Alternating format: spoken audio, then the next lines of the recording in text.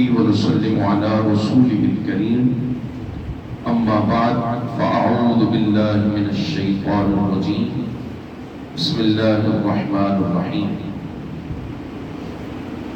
وإذ قال موسى لقومه إن الله يأمركم أن تذبحوا بقرة قالوا أتتخذنا هزوا قال أعوذ بالله أن أكون من الجاهلين قالوا ادع لنا ربك يبين لنا ما هي قال إنه يقول إنها بقرة لا فارض ولا بكر عوان بين ذلك فافعلوا ما تؤمرون صدق الله مولانا العظيم ان اللہ وملائکتہ یصلون علی النبی یا بارگاہ میں ہدیۃ السلام پیش فرمائیں صلاۃ والسلام علیک یا سیدی یا رسول اللہ وعلی آلک واصحابک یا سیدی یا حبیب اللہ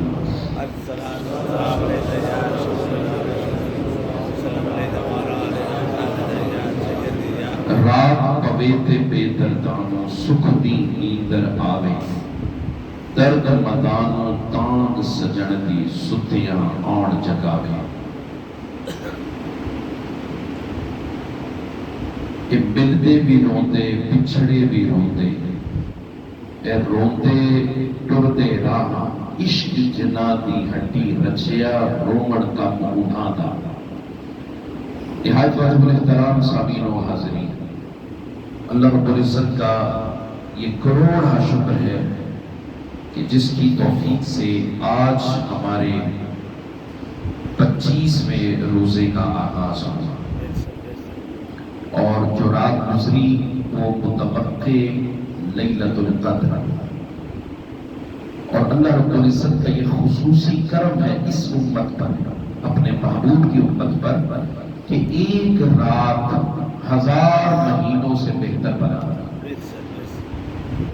پہلے وقتوں میں لوگ عمریں زیادہ تھیں عبادت بھی زیادہ تھی سو عبادت زیادہ تھی تو میرے آقا کریم صلی اللہ علیہ وسلم کو اپنی امت کا خیال آیا ہے ان کو امت سے پیار کتنا کرم ہے رحمت شعار کتنا ہمارے جرموں کو دھو رہے ہیں حضور آنسو بہا بہا یہ حضور ہی کی وجہ ہے جب حضور کو یہ خیال آیا تو اللہ پاک نے جبرائیل امین کو بھیجا کہ حضور کو تھا کہ پہلی امتیں عمریں بھی زیادہ عبادت بھی زیادہ اور پھر جہاد بھی کرتے تھے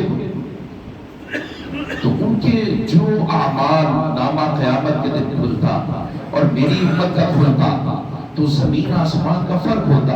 اللہ پاک نے فرمایا محبوب آپ پریشان نہ ہونا انا انزلناہ فی لیلۃ القدر وما ادراک ما لیلۃ القدر لیلۃ القدر خیر من الف شہر تنزل الملائکۃ والروح فیہا بإذن ربہم من کل امر سلام ہی حتی مطلع الفجر.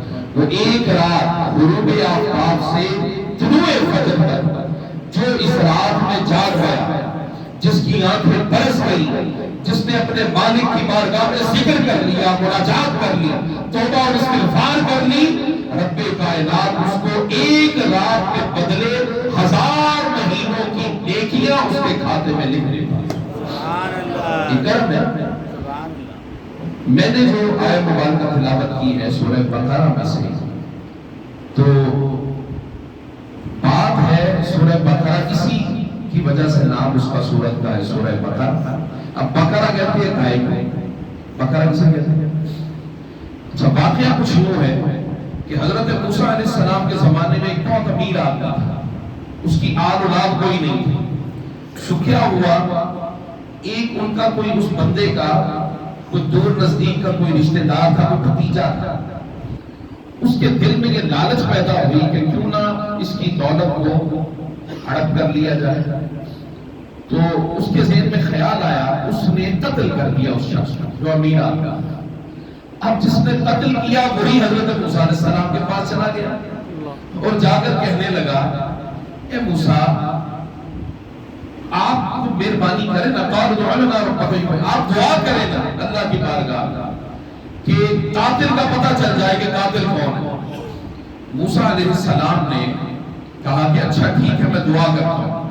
موسیٰ علیہ السلام نے دعا کی اللہ پاک نے فرمایا کہ ان سے کہو کہ گائے ذبح کرو. پتہ قاتل کا لگانا ہے اور ذبح کرنے کے لیے گائے دے دی کہ گائے کو ذبح کرو. اب انہوں نے کہا کہ اچھا گائے کو تو ذبح کرتے ہیں مگر یہ بتائیں کہ گائے ہو کیسے؟ فرمایا لا فارس ولا بکر عوام بین ذالک، کہ نہ تو وہ بوڑھی ہو اور نہ ہی بچی ہو. عوام بین ذالک، اس کے درمیان بالکل جوان. اب یہ موسیٰ علیہ السلام نے کہہ دیا. اب وہ گائے تلاش کرتے کرتے کرتے کرتے بالآخر ایک بڑھیا کے پاس وہ گائے تھی بالکل ویسے. اس کا رنگ کیسا ہو، یعنی وہ گائے ذبح کرنے والے نہیں تھے مگر وہ کیسی ہو، بچی ہو، بوڑھی ہو، رنگ کیسا ہو. تو اب بوڑھی تھی مگر اس کے بچے یتیم تھے، باپ سر پہ نہیں تھا. اب بنی اسرائیل والے گائے تلاش کرتے کرتے کرتے کرتے بالآخر وہ ویسی گائے مل گئی. اب جب گائے مل گئی زرد رنگ کی، تو زرد رنگ اللہ کو بھی بڑا پسند ہے. اسی سے یہ ثابت ہوتا ہے جو چمکتا ہوا زرد ہوتا ہے ایسی ایسی گائے لے کر آؤ. انہوں نے گائے پکڑ لی. اب وہ چونکہ بچے یتیم تھے، اب انہوں نے منہ مانگی، قیمت مانگی. بنی اسرائیل والوں کے درکار تھی وہی گائے. انہوں نے منہ مانگی، قیمت ادا کی. قیمت کیا تھی؟ قیمت تھی کہ جتنا وزن اس گائے کا ہے اتنا وزن کا سونا ہمیں دے دو اور یہ گائے دے دو. بالآخر موسیٰ علیہ السلام کا حکم بھی تھا تو انہوں نے کیا کیا، وہ جو گائے کے وزن کے برابر سونا تھا وہ بھی دیا. وہ یتیم بچوں کا کام بنا دیا اللہ رب العزت نے. یہ جو یتیم بچوں کے حقوق غصب کرتے ہیں نا جو لوگ کہ چلو یتیم ہے، آپ دیکھتے ہیں ہماری سوسائٹی میں تو عام سی بات ہے، باپ فوت ہو گیا تو چچا نے یا تایا نے جائیداد غصب کر لی، ایسے ہی ہڑپ کر لیا، قبضہ کر لیا. تو اللہ رب العزت پھر کرم نوازی کرتا ہے، یتیموں کا خیال مالک خود رکھتا ہے. بس گائے جو تھی وہ لے گئے اور سونا اس کے بدلے میں دے گئے. اب موسیٰ علیہ السلام نے کہا اس کو ذبح کرو، اس کے فلاں جسم کا حصہ جو ہے اس مردے پر مارو. اب جب مردے پر مارا مردہ زندہ ہو گیا. اب جب مردہ زندہ ہوا تو نام اسی کا لے لیا جو حضرت موسیٰ علیہ السلام کی بارگاہ میں آیا تھا کہ جناب کو مہربانی کرے نا، قاتل کا پتہ نہیں چلتا. تو پھر اس کو بھی بعد میں قتل کر دیا. یعنی وہ بندہ زندہ ہوا، قاتل کا نام لیا، پھر مر گیا اور جو قاتل تھا اس کو بھی پھر سزا اسی وقت ملی. اب یہ جو واقعہ میں نے آپ کے سامنے بیان کیا، گائے تو تھی بنی اسرائیل، بندہ تو ان کا مرا، تو ہمارا کیا تعلق واسطہ ہے آج؟ اور گئے بھی وہ موسیٰ علیہ السلام کے پاس تھا. آپ سمجھے میری بات کو؟ تو عرفاء پھر قرآن مجید کے جو معانی ہوتے ہیں، مطالب ہوتے ہیں، مفاہیم ہوتے ہیں، جو مرادیں ہوتی ہیں، پھر وہ مہربانی اللہ رب العزت ان پر خصوصی فرماتا. وہ کیا؟ وہ کہتے ہیں وہ جو بندہ مر گیا تھا وہ بندہ نہیں مرا تھا، وہ دل مر گیا تھا. کیا مر گیا تھا؟ دل مر گیا تھا.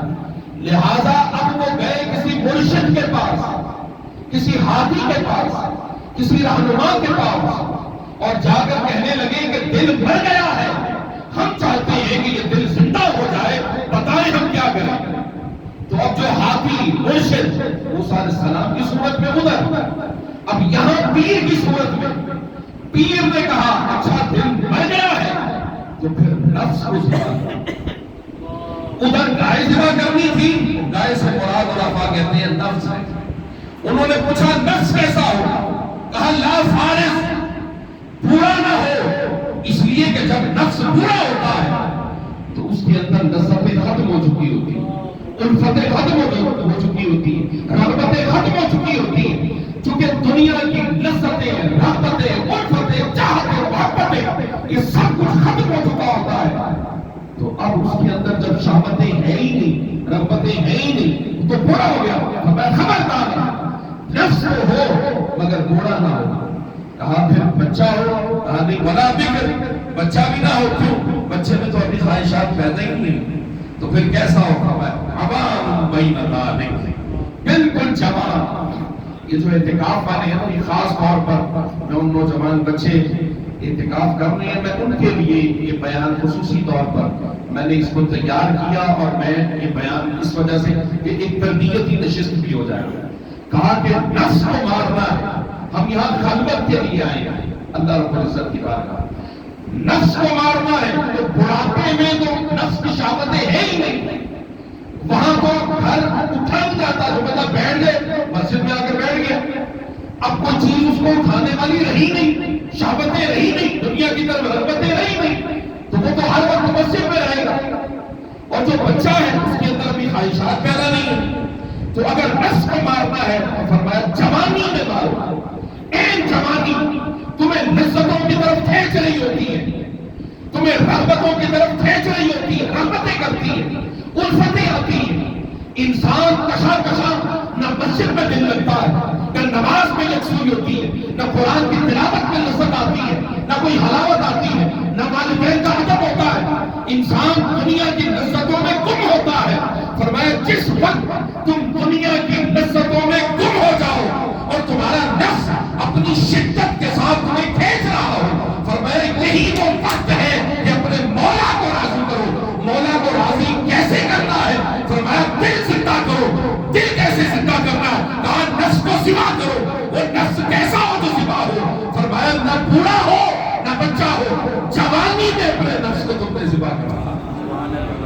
جوانی میں حضرت یحییٰ علیہ السلام ابھی جوانی تھی ان کی، تو ان کا کام کیا تھا؟ رونا تھا۔ اللہ کا خوف، اس کی خشیت، اور اس کے خوف اور خشیت سے حالت یہ ہوئی کہ زکریا علیہ السلام جو آپ کے والد گرامی تھے علیہ السلام، انہوں نے منع کر دیا کہ خبردار یحییٰ کو مسجد میں نہیں آنے دینا، اگر یحییٰ آ گیا تو ہو سکتا ہے رونے کی شدت کے ساتھ اس کی روح کہیں پرواز نہ کر جائے، تو منع کیا جاتا تھا۔ حضرت زکریا علیہ السلام روکتے تھے، مگر یحییٰ علیہ السلام بھی اللہ کی بات سننے کے لیے کہیں دور کونے میں کھڑے ہو جاتے کہ شاید میرے کان میں اللہ کی کوئی آواز پڑ جائے۔ ابراہیم علیہ السلام جب جا رہے تھے، ابراہیم علیہ السلام، تو کسی نے بڑی خوبصورت آواز میں کہا اللہ اکبر، تو ابراہیم علیہ السلام نے کہا ایک بار پھر کہو۔ ابراہیم علیہ السلام کے پاس بڑے اونٹ تھے، کہا کہ اچھا ایک بار پھر کہوں گا، آدھے اونٹ مجھے دے۔ ابراہیم علیہ السلام نے دے دی، کہا ایک بار اللہ کا نام لے، پھر کہا اللہ اکبر، پھر نام جب جپا اس نے تو ابراہیم علیہ السلام نے کہا ایک بار پھر لے لے، کہا کہ اب تیرے پاس بچے آدھے اونٹ، کہا یہ آدھے اونٹ بھی تجھے دے دیے، وہ بھی دے دیے۔ پھر کہا اب دوبارہ اللہ کا نام سنا دے، اس نے کہا کہ میں نے 2 بار سنا دیا اور اونٹ تو تیرے سارے گئے، اب تیسری بار سناؤں گا تو تیرے پاس تو کچھ دینے کو نہیں ہے۔ تو ابراہیم علیہ السلام نے کہا اگر میرے پاس اونٹ نہیں بچے تو اونٹوں کا چرواہا تو بچا ہے، تو میں اونٹوں کو چرانے کے لیے تیرا خدمت گزار بن جاؤں گا، بس ایک بار اللہ کا نام سنا دے۔ تو وہ حقیقت میں حضرت جبرائیل امین تھے، وہ حضرت جبرائیل اللہ پاک آزماتا ہے۔ حضرت یحییٰ علیہ السلام روتے تھے، زکریا علیہ السلام نے منع کر دیا کہ میرے بیٹے یحییٰ کو میرے پاس نہ آنے دو۔ ایک مرتبہ حضرت یحییٰ علیہ السلام نے آواز سن لی زکریا علیہ السلام سے تو بے ہوش ہو کر گر پڑے، اور حالت یہ ہوئی کہ جب ہوش آیا تو گھر بار چھوڑ دیا، جنگل میں چلے گئے، ایک پہاڑ کی غار کے اندر محو عبادت تھے یہ معتکفین کے لیے۔ اعتکاف کی صورت میں حضرت یحییٰ علیہ السلام اس غار کے اندر داخل ہو گئے، اور اتنا روئے کہ آپ کے والدین 3 دن آپ کو تلاش کرتے رہے، 3 دن تک شہر میں کہیں یحییٰ علیہ السلام نہ ملے۔ انہوں نے کہا کہ کہیں جنگل میں نہ نکل گئے، جنگل میں نکلے تو پہاڑ کی جو غار تھی اس کے تانے پر کہیں کوئی چرواہا بکریاں چرا رہا تھا، تو اس چرواہے کو دیکھا اور کہا حضرت یحییٰ علیہ السلام کی والدہ نے کہ آپ نے اس طرح کا معصوم بچہ دیکھا ہے؟ معصوم، انہوں نے کہا کہ بچہ تو کوئی نہیں دیکھا، ہاں اس پہاڑ کی غار کے اندر سے 3 دن گزر گئے، اتنی دردناک آوازیں آہو پکار کے لیے ازاری کی آتی ہیں کہ میری بکریوں نے 3 دن سے کھانا پینا چھوڑ دیا، معلوم نہیں اس کی آواز میں درد کیسا ہے، کیسا سوز ہے، وہ روتا ہے، بکریاں بھی روتی ہیں، میں بھی روتا ہوں، معلوم نہیں شاید تمہارا کوئی ہو، جاؤ دیکھو۔ حضرت یحییٰ علیہ السلام کی والدہ سمجھ گئی میرا بیٹا یحییٰ ہے، بس غار کے تہنے پر پہنچی. اب چونکہ تہنا ذرا تھوڑا سا نیرو تھا، ٹھیک ہے، بند تھا، تو اس میں داخل ہونے کے لیے بھی دیکھنا پڑتا تھا. تو پتا چل گیا کہ میرا یحییٰ بیٹھا ہے. یحییٰ علیہ السلام سمجھے اسرائیل علیہ السلام آ گئے، موت کا فرشتہ. تو کہنے لگے، روتے روتے کہنے لگے، اے موت کے فرشتے کچھ دیر ٹھہر جا. پتا نہیں تھا ماں ہے، کچھ دیر ٹھہر جا، میں اپنے والدین سے اجازت لے کر نہیں آیا، مجھے بس تھوڑی دیر تھوڑی مہلت دے دے، پھر میں تیرے ساتھ چلوں گا، مجھے اپنی ماں سے اجازت لینے دے. ماں نے جب اپنے بچے کو ایسے دیکھا، ماں کی روح تڑپ اٹھی، آگے بڑھی، کہا بیٹا اتنی چھوٹی عمر میں اتنا کیوں روتا ہے؟ یحییٰ علیہ السلام کہنے لگے، ماں ٹھیک ہے، آج کے بعد میں نہیں روں گا، مگر مجھے سند دے دے کہ قیامت کے دن میرا رب مجھ سے کوئی حساب کتاب نہیں لے گا. ماں نے کہا بیٹا ایسا تو میں نہیں کر سکتی. کہا کہ اماں اگر تو ایسا نہیں کر سکتی تو پھر مجھے اپنے رب کی بارگاہ میں رونے سے نہ رو. یحییٰ علیہ السلام پر ساری زندگی آپ کی اسی طرح گزری. حضرت ایوب علیہ السلام 30 سال بیماری میں رہے. آج ہماری جوانی میں بھی جب ہم برداشت کر سکتے ہیں، کوئی بیماری آ جائے، کوئی تکلیف آ جائے، کوئی اذیت ہم کو پہنچے، تو ہم بلا اپنے رب سے کرنا شروع کر دیتے ہیں. حضرت ایوب علیہ السلام 30 سال بیماری میں رہے اور 30 سال میں حالت یہ زخم تھے پورے جسم پر، کیڑے پڑ گئے تھے زخموں میں. آپ کیڑے جب زخموں سے خون رستا چوستے اور چوستے چوستے کیڑے نیچے گر جاتے تو ایوب علیہ السلام اٹھا کر پھر یہی رکھتے کہ یہ تمہاری اولاد، اللہ نے تمہاری اولاد، تمہارا رزق اس میں رکھا. 30 سال گزر گئے اسی طرح بیماری میں، اللہ پاک نے صحتیابی عطا کی. کسی نے پوچھا کہ حضرت 30 سال بیماری میں گزارے، بتائیں وہ بیماری کے دن بھی کاٹے، اب صحتیابی کے دن ہے، بتائیں آپ نے کیسا پایا؟ انہوں نے کہا ہاں صحت اللہ کی نعمت، میں بڑا خوش ہوں، مگر جو لذت بیماری میں آتی تھی وہ صحتیابی میں نہیں. کہا کہ حضرت بیماری میں کیا لذت تھی؟ حضرت ایوب علیہ السلام کہنے لگے کہ جس وقت رات کو میرے زخموں میں ٹیسیں اٹھتی تھی اور میرا جسم ان زخموں کی تاب نہ لا سکتا اور جسم جو تڑپتا تھا اور زبان حال سے آہو بکا کرتا تھا، ادھر سے آواز آ جاتی ایوب کیا حال ہے، بس اس کا ایک بار پوچھنا ایوب کیا حال ہے، ساری رات گزر جاتی ہے، ساری رات گزر جاتی ہے. اور پھر صبح ہوتی، صبح پھر زخموں سے ٹیسوں سے تڑپتا، جب جسم تڑپتا تو ایک بار پھر پوچھ لیتا ایوب کیا حال ہے، بس اس کا پھر ایک بار پوچھنا، میرا سارا دن گزر جاتا. ہاں اب صحت تو مل گئی مگر میرے مالک کا پوچھنا چاہتا. یہ وہ لوگ ہیں کہ جنہوں نے اپنی زندگیاں اللہ کی اطاعت میں گزاری، اللہ کی فرما برداری میں گزاری، اس کے خوف میں گزاری، اس کی خشیت میں گزاری.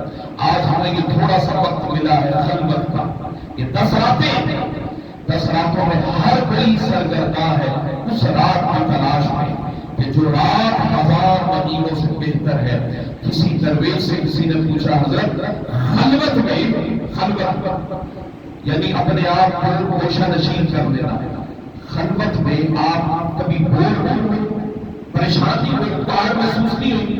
انہوں نے کہا اکتاہٹ کیسی؟ اکتاہٹ کیسی؟ میں تو اپنے مالک کے ساتھ باتیں کرتا ہوں، میں تو ہر وقت اپنے محبوب کے جلوے دیکھتا ہوں، اور جہاں محبوب کے جلوے ہو وہاں اکتاہٹ نہیں ہوتی، وہاں خلوت نہیں ہوتی، وہاں جلوت ہوتی ہے. وہ کسی نے پوچھا تھا کہ دوست کون ہوتا ہے؟ کہا کہ دوست کے پاس گھنٹوں بیٹھے رہے، بات بھی کوئی نہ کرے اور اٹھنے کو دل بھی نہ کرے، اسے کہتے ہیں دوست. کسی بزرگ سے پوچھا خلوت میں ہوتے ہیں اکتاہٹ محسوس نہیں ہوتی؟ انہوں نے کہا کہ خلوت میں رہتا ہوں نا تو میرے پاس ہے ایک کتا. کیا ہے؟ کتا، اور وہ بھونکتا بھی ہے، کاٹتا بھی ہے. اگر میں باہر دنیا میں نکلوں تو لوگوں پر بھونکے گا بھی، کاٹے گا بھی، تو لہٰذا میں نے اپنے آپ کو خلوت نشین کر لیا. تو کہا حضرت وہ کتا کون ہے؟ کہا میرا اپنا نفس، میرا اپنا نفس. میں اپنے نفس کو قید کرنے کے لیے خلوت نشین ہو گیا. یہ 10 دن کی خلوت تمہیں ملی ہے، اس 10 دن کی خلوت میں اگر اپنی 11 ماہ اور 20 دن کی جلوتیں نہ بھولے تو ان خلوتوں کا کیا فائدہ ہے؟ اگر یہاں بیٹھ کر بھی دنیا کی طرف ہی ہونا ہے، دنیا کی لذتیں، مادی رغبتیں، دنیا کی محبتیں، حرص ہے، لالچ ہے، اناد ہے، رعونت ہے، یہ ساری کی ساری مل کر پھر تمہیں یہاں بٹھا کر بھی جلوتوں میں رکھے تو پھر خلوت کا فائدہ کوئی نہیں۔ ارے جس تلاش میں نکلے ہو، خدا کی قسم یہ حسن آج تمہیں نظر نہیں آتا، یہ نور تمہیں آج نظر نہیں آتا، مگر قیامت کے دن یہی معتکفین، یہی رمضان کے اندر اپنی زندگیاں تبدیل کرنے کے لیے جو مسجدوں میں آئے ہیں، خدا کی قسم ان کے چاروں اطراف ایک نور کا حالہ ہوگا، اس نور میں عزت کے ساتھ انہیں جنت میں داخل کیا جائے گا۔ کوئی کہے گا ارے تھوڑا سا نور مجھے بھی دے دو، آقا نے فرمایا اس وقت وہ کہیں گے نہیں، ہم تو یہ دنیا سے کما کر لے کر آئے، دنیا سے کما کر لے کر آئے، تو دنیا سے کیا کمانا ہے؟ نور کمانا ہے۔ آنکھیں بند ہو گئی تو کچھ بھی نہیں، بس آخری بات بہلول دانا ہارون رشید کے زمانے میں تھا، کوئی قبر میں لیٹا ہوا اور آنکھیں بند تھا، بادشاہ کچھ اپنے داروغہ یا وہ چور جو ہوتے ہیں سیکورٹی اپنی بھیجی، سیکورٹی جب بھیجی تو بہلول دانا کو انہوں نے نیزا چبویا، بہلول دانا اٹھا، اس نے کہا میں اپنی سلطنت میں گم تھا، میرے سر پر تاج تھا، میری اتنی رعایا اور سپاہی تھے، میرا اتنا بڑا محل تھا، تم نے سارا کا سارا محل ستیہ ناش کر دیا۔ انہوں نے کہا تو پاگل ہو گیا، تو قبر کے اندر پڑا تھا۔ وہ اٹھا کر بادشاہ کے پاس لے گئے، ہارون رشید سے سارا واقعہ بیان کیا۔ ہارون رشید نے کہا کہ تو کیسی باتیں کرتا ہے کہ وہ تیرا محل اور تیری بادشاہ اور تیرا تخت اور تیرا تاج اور تیری رعایا، تیرے سپاہی، وہ تو کچھ بھی نہیں، وہ تو ایک خواب تھا، وہ تو ایک خیال تھا۔ بہلول دانا نے جواب دیا مجھے اے بادشاہ تو یہ بتا اگر تیری آنکھ بند ہو گئی موت کی وجہ سے تو کیا یہ تاج کام آئے گا؟ تخت کام آئے گا؟ نہیں آئے گا۔ رعایا سپاہی؟ اس نے کہا نہیں۔ کیوں؟ اس لیے کہ تیری آنکھ بند ہو گئی۔ تب میرے میں اور تیرے میں بس آنکھ کھلنے اور بند ہونے کا فرق ہے، بس اتنا فرق ہے۔ میری آنکھ کھلی، میری ساری بادشاہت ختم، اور تیری آنکھ بند ہوگی، تیری ساری بادشاہت ختم ہو جائے گا۔ تو لوگوں یہ جو بادشاہت ہم لیے پھرتے ہیں بس آنکھ بند ہونے کی دیر ہے، کچھ بھی نہیں، کچھ بھی نہیں، یہ خیال ہے، خواب ہے۔ اور یہ جو کمائی کر رہے ہو رمضان کے اندر، خدا کی قسم یہی کمائی کام آنے والی ہے، یہی سب کچھ کمانے والی۔ مسلمان کا سب کچھ ادھر ہے، ادھر کافر۔ حضور صلی اللہ علیہ وسلم نے فرمایا، اللہ فرماتا ہے کہ اگر اللہ پاک کو اس دنیا سے اتنا پیار ہوتا جتنا مچھر کا پر ہو، مچھر کے پر کے برابر بھی اگر اللہ رب العزت کو اس دنیا سے پیار ہوتا تو وہ کافروں کو کبھی ایک گھونٹ پانی بھی نہ دینا، سب کچھ مسلمانوں کے لیے تھا۔ تو پتہ یہ چلا مومنوں کے لیے یہ دنیا نہیں، اسی لیے حضرت مولا علی نے فرمایا الدنیا سوق الخسران، یہ دنیا گھاٹے کا سودا ہے، گھاٹے کا بازار ہے، اور اس بازار میں جس نے سودا کیا وہ ہمیشہ نقصان میں رہا، ہمیشہ نقصان میں رہا۔ اللہ پاک سے دعا ہے کہ اللہ رب العزت ہمیں جو ہمارے احوال ہیں، جو ہماری حالت ہے، اللہ پاک اس کی اصلاح فرمائے، اور آپ سبھی احباب جو یہاں پہ تشریف لائے اور بیان بھی سنا، درس سنا، اللہ پاک اس درس کو سمجھنے کی ہم سب کو توفیق عطا فرمائے۔ وَمَا عَلَيْنَا إِلَّا الْبَلَاغُ۔ اللهم صل